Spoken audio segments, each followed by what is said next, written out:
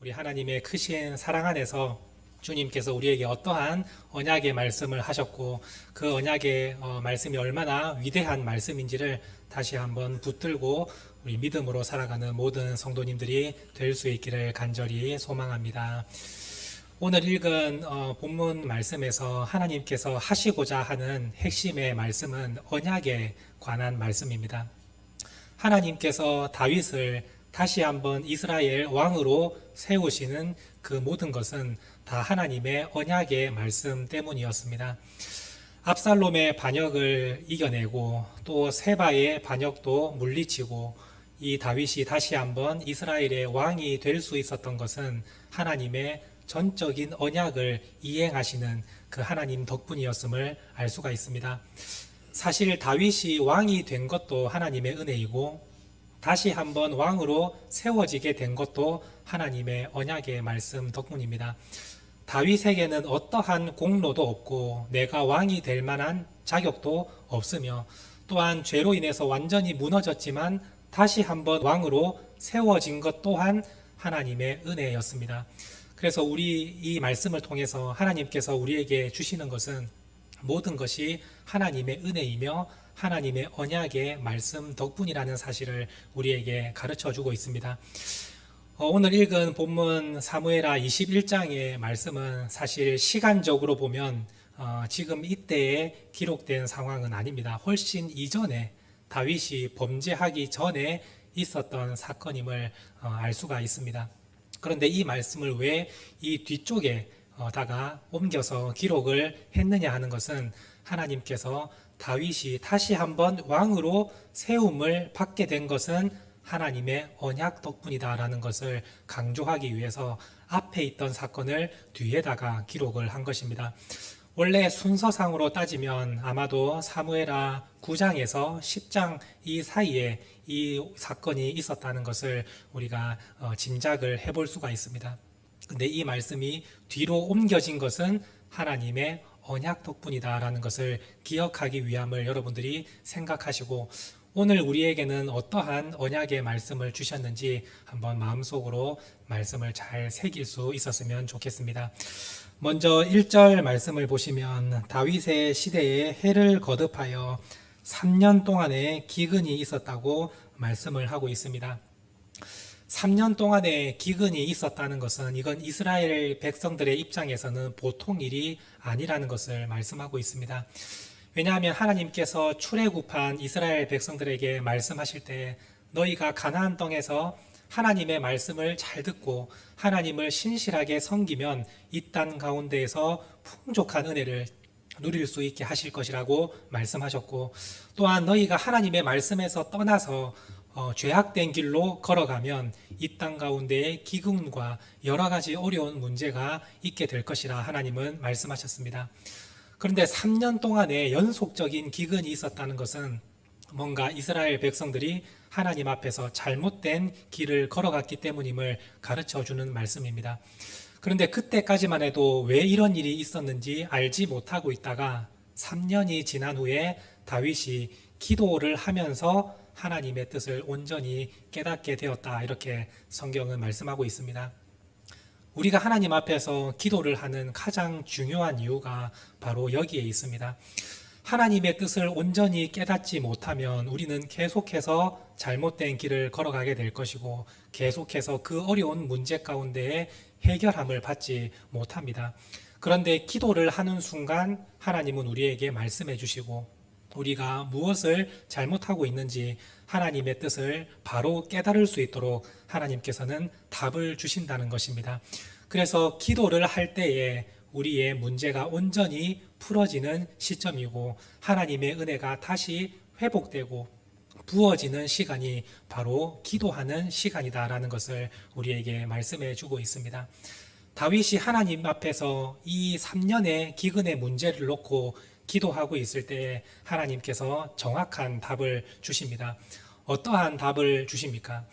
사울과 그의 집안 사람들이 무죄하게 흘린 피 때문에 이 기근이 있는 것이라 하시면서 사울이 기브온 사람들을 학살하는 그러한 죄 때문에 이 기근이 있는 것이다 라고 말씀을 하고 계십니다.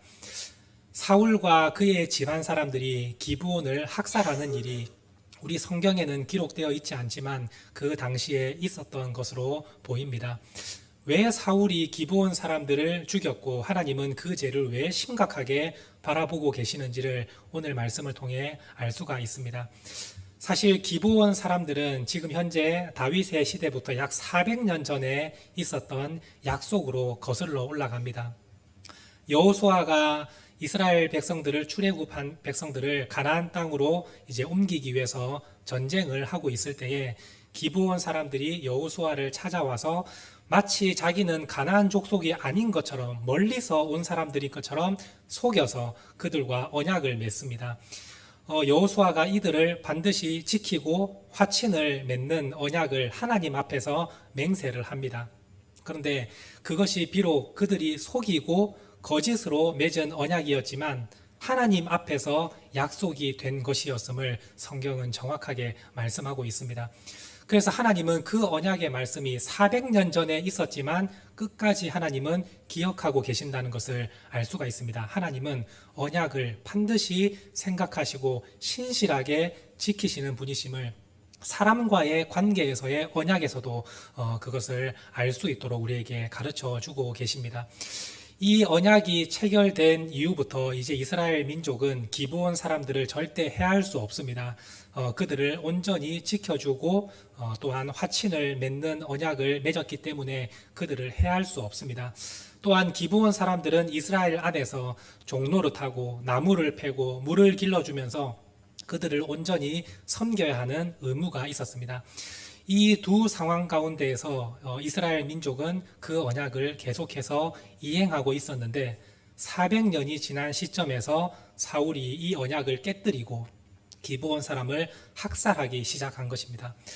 왜 학살을 했느냐에 대해서 2절 말씀에 보면 기록이 되어 있는데 이스라엘과 유다 족속을 위한 열심이 있었기 때문에 이 사울이 기브온 사람들을 학살했다라고 기록을 하고 있습니다. 사울에게는 잘못된 열심이 있었습니다. 이스라엘 민족과 유다 민족에게 좀 더 자기가 인기를 얻고 그들이 좋아할 만한 것이 무엇인지를 생각하면서 기브온 사람들이 이스라엘 민족에게 조금 눈에 가시와 같은 존재로 있었던 것 같습니다. 그랬더니 이 사울이 열심을 내어서 약속을 깨뜨리고 기브온 사람들을 죽이니까 이스라엘 민족이 오히려 더 좋아했기 때문에 사울이 이러한 일을 행했던 것으로 보입니다. 사실 모든 죄는 사울에서부터 시작을 했지만 이스라엘 민족 전체에게 퍼져 있던 잘못된 길이었습니다. 그래서 하나님은 3년의 기근을 통해서 이스라엘 백성 전체에게 또한 징계를 내리고 계심을 알 수가 있습니다. 오늘 우리가 신앙생활을 하면서 우리에게도 이러한 잘못된 열심이 있을 때가 많습니다.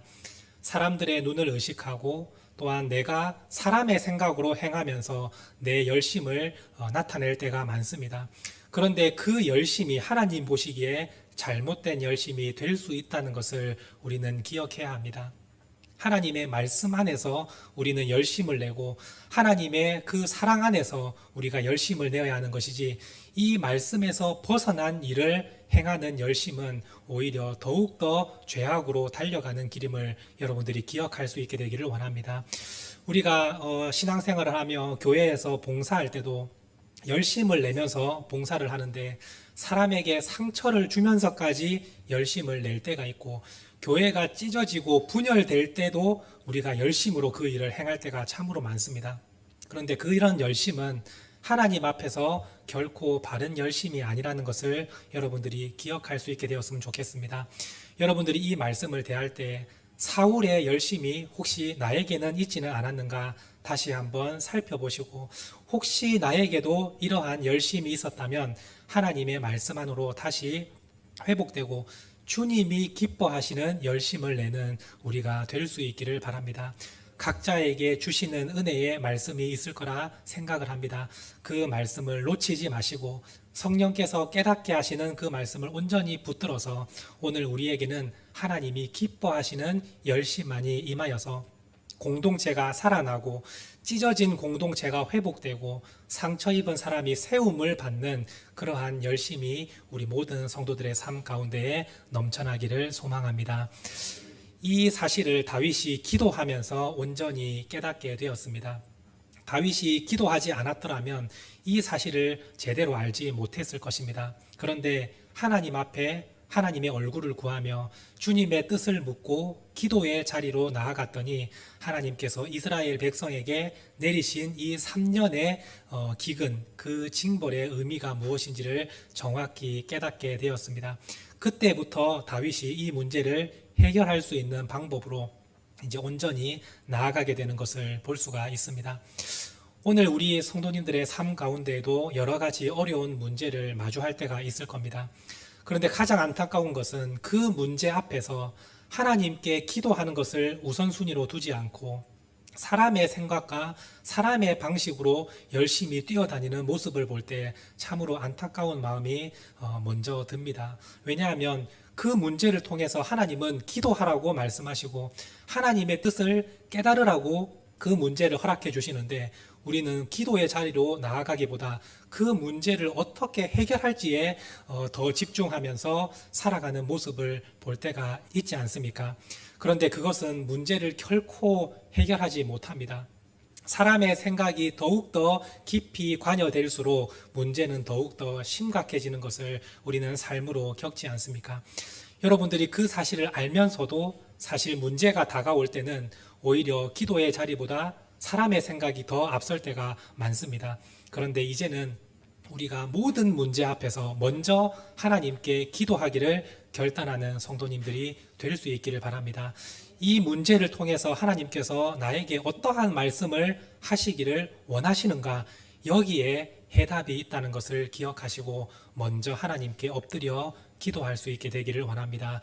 기도할 때에 하나님께서 은혜를 주시고 기도할 때에 하나님께서 길을 여시며 그 문제에 하나님께서 어떠한 마음을 담고 계시는지 그 마음까지도 정확하게 알 수 있도록 우리에게 응답해 주실 것입니다.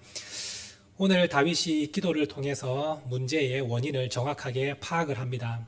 그래서 기브온 사람들에게 찾아가서 그러면 우리가 어떻게 하여야 너희가 그 원한을 풀 수 있겠느냐라고 물었을 때 기브온 사람들이 말하기를 우리는 돈으로 이 문제를 해결하고 싶지 않습니다 라고 말하고 사람이 죽은 그 피 흘림의 대가는 역시나 피로써 온전히 속죄될 수 있음을 우리가 알기 때문에 오늘 이 사울의 집안이 했던 악한 일을 사울의 집안 사람들의 목숨을 끊어냄으로써 우리가 속죄하기를 원합니다. 이렇게 답을 합니다.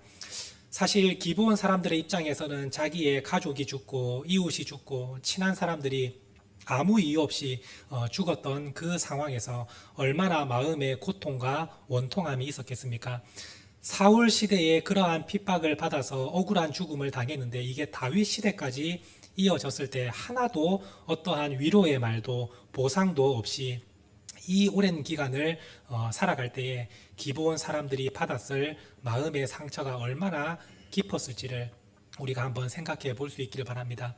그것은 절대 어떠한 돈을 아무리 많은 돈을 준다 할지라도 이것은 우리에게 해결될 수 없는 아픔입니다. 이렇게 말을 하면서 그 죄에 가담했던 사울의 집 사람들을 우리에게 내어주십시오. 7사람을 내어주시면 우리가 이 원통함을 풀겠습니다. 이렇게 말합니다. 성경에서 7이라는 숫자가 어떤 의미인지 잘 아실 것입니다. 7이라는 숫자는 완전수를 의미합니다. 사울의 집안 사람들을 사실은 전체를 다 멸하고 싶고 다 죽이고 싶은 마음이 우리에게 있지만 그러나 그것은 너무나 피에 대한 보복이기 때문에 그렇게는 하지 않고 7명을 통해서 사울의 집안 사람들을 다 멸한 것처럼 우리는 마음의 위로를 얻겠습니다라는 의미이고 우리가 당했던 이 모든 죽음과 상처를 이 7명의 숫자를 통해서 완전히 치유하고 회복되기를 원합니다라는 의미로서 7명만 내어주십시오라고 요구를 합니다. 다윗이 그 요구를 듣고 7명을 내어주기로 결정을 합니다. 그런데 중요한 것은 다윗의 입장에서 7명을 누구를 내어줄지에 대한 이제 고민이 생기게 되지 않겠습니까? 사실 사울의 집안 사람으로 살아남은 사람은 그리 많지는 않습니다. 왜냐하면 사울의 직계 아들 4명은 전부 다 이제 죽고 없는 상태입니다. 세 명의 아들은 사울과 함께 전쟁에서 죽었고 한 명의 아들은 자기가 왕이 되려고 했다가 결국 부하에게 배신을 당해서 죽고 말았습니다.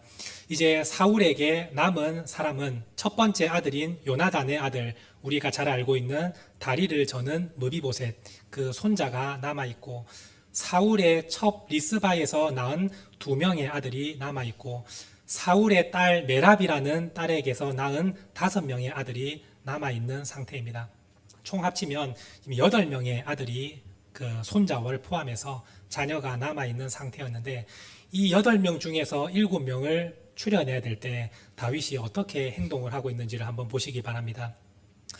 원래 여기서 순서상으로 반드시 내어줘야 된다면 가장 우선순위에 있는 사람이 사울의 첩 리스바의 2명의 아들입니다. 사울과 가장 가까운, 어떻게 보면 직계 아들이라고 할 수 있겠죠. 그리고 두 번째로 유력한 사람이 사울의 첫 번째 아들 요나단의 아들 무비보셋, 다리를 저는 그 무비보셋이 세 번째로 이름의 명단이 올라가야 되는 상황입니다. 그리고 나서 사울의 딸 메랍의 5명의 아들 중에 4명이 이제 순서대로 올라가게 되는데, 다윗은 그 순간에 요나단과 했던 맹세를 기억하고 하나님 앞에서 내가 너의 가정은 지켜주겠다라는 그 약속을 기억하면서 무비보셋은 뒤로 빼줍니다. 생명을 살려주는 것입니다. 그래서 무비보셋이 다윗에게 계속해서 하는 말이 죽은 개 같은 나를 어찌하여 이렇게 은혜를 베풀어 주십니까? 라고 다윗에게 감사를 표현했지 않습니까? 다윗이 하나님 앞에서 세운 그 언약을 기억하면서 무비보셋을 뒤로 빼주며 그의 생명을 지켜주는 모습을 볼 수가 있습니다. 하나님께서 말씀하신 그 언약, 하나님은 반드시 내가 언약을 지키는 하나님이심을 가르쳐 주시며, 다윗도 그 언약을 지키면서 끝까지 하나님 앞에서 약속을 지키는 것을 우리가 보게 됩니다. 오늘 이 21장의 전체적인 주제가 언약으로 이어진다는 것을 우리는 금방 눈치를 챌 수가 있습니다. 하나님께서 다윗을 세워주신 것도 언약의 말씀이고, 다윗이 무비보셋을 살려준 것도 언약의 말씀에 기초해서 살려준 것을 볼 수가 있습니다. 그래서 무비보셋은 살아나고 나머지 7 아들은 기브온 사람들에 의해서 죽고 말았습니다. 자, 이렇게 해서 하나님의 진노가 원한이 풀어졌을 거라고 생각을 하는데, 말씀의 뒤를 보시면 여전히 하나님의 진노는 풀리지 않고 있음을 볼 수가 있습니다. 그 시체가 나무에 달리고 7 아들이 죽었음에도 하늘에서 비는 내리지 않고 여전히 가뭄은 계속됩니다. 이러한 상황 가운데에서 다윗이 다시 한번 온전히 깨닫게 되는 사건이 일어납니다. 그 사건의 원인은 자신의 2 아들을 내어준 리스바라는 이 어머니가 자기의 아들들과 그리고 자기의 사울의 가족들이 지금 나무에 달려 죽어 있는 그 시체를 끝까지 지키는 모습에서 다윗이 한 가지 하나님의 언약의 핵심을 생각해냅니다. 하나님의 언약의 핵심 중에 하나는 사랑이라는 것입니다. 하나님께서 분명히 정의와 공의로 심판하시지만 하나님께서는 사랑의 하나님이시기도 하십니다. 지금 현재 시체가 달려있지만 다윗은 그 시체를 내려서 장례를 치러주지 않습니다. 왜냐하면 아직도 이스라엘 백성 가운데에 사울의 집안을 용서하지 못하는 사람들이 너무나 많이 있었기 때문일 것입니다. 원래 시체는 그날에 반드시 끄집어내려서 장사를 치러줘야 됩니다. 그것이 하나님의 율법의 원칙입니다. 그런데 이 시체를 계속해서 방치해두고 장례를 치러주지 않은 것은, 이스라엘 백성들이 3년 동안 기근을 당한 것은 사울의 죄 때문이다, 사울의 집안이 흘린 피 때문이다 라고 생각을 하고 그들에 대한 미움과 원한이 아직도 있었고, 기브온 사람들의 마음에도 그 사람들을 죽였으면 풀려야 되는데 여전히 풀리지 않고 있었기 때문에 다윗도 시체를 그대로 방치시키고 있었습니다. 그런데 이것은 하나님의 사랑과는 맞지 않은 것 아니겠습니까? 그들이 죄로 인해서 온전히 죽었다면 하나님의 공의는 이제 실현이 된 것입니다. 이제 남은 것은 하나님의 언약 가운데에도 사랑이 있다는 것을 이들은 기억해야 합니다.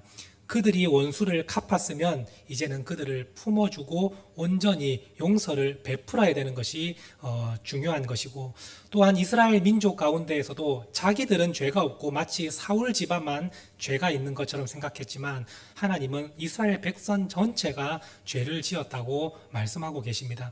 그런데 그 사실을 알지 못하고 사울에 대한 미움과 그 집안에 대한 원망을 끝까지 품고 있을 때 다윗은 이 리스바가 자기의 아들들이 죽어 있는 그 시체를 끝까지 옆에서 지키며 쇠나 짐승이 먹지 못하도록 죽은 시체를 지키고 보호하는 그 어머니의 사랑을 통해서 하나님의 온전하신 사랑을 다시 한번 깨닫게 됩니다. 예수님의 십자가는 사랑과 공의가 두 가지가 모두가 나타난 사건입니다. 그 십자가에서 우리의 모든 형벌과 죄에 대한 진노를 예수님께서 다 짊어지시고 죽어주셨고, 또한 그 가운데에서 우리를 향한 끝없는 사랑까지도 보여주셨습니다. 우리는 사실 하나님께 은혜를 받을 자격이 없는 존재이지만 십자가의 사랑으로 우리가 어떻게 해서 하나님의 사랑을 입게 되었는지를 다시 한번 우리에게 가르쳐 주신 사건이 십자가의 사랑 아니겠습니까? 그래서 다윗은 이 사건을 통해서 하나님의 공의와 사랑이 온전히 합쳐질 때에 그것이 하나님의 언약이다라는 것을 온전히 깨닫고 그제서야 그 시체를 거두어다가 장례를 치러줍니다. 장례가 다 마칠 때에 그때서야 하나님의 말씀이 실행되는 것을 볼 수가 있습니다. 오늘 말씀 14절 말씀입니다. 함께 읽도록 하겠습니다. 사울과 그의 아들 요나단의 뼈와 함께 베냐민 땅 셀라에서 그의 아버지 기스의 묘에 장사하되 모두 왕의 명령을 따라 행하니라. 그 후에야 하나님이 그 땅을 위한 기도를 들으시니라. 이렇게 해서 모든 사건이 마무리되는 것을 볼 수가 있습니다. 하나님은 반드시 죄에 대해서 심판을 하시는 공의로우신 하나님이십니다. 그런데 우리가 그 공의만 생각하고 사랑을 잃어버린다면 하나님의 언약을 제대로 이해하지 못하는 것입니다. 하나님의 언약은 공의와 사랑 전체를 의미하는 것입니다.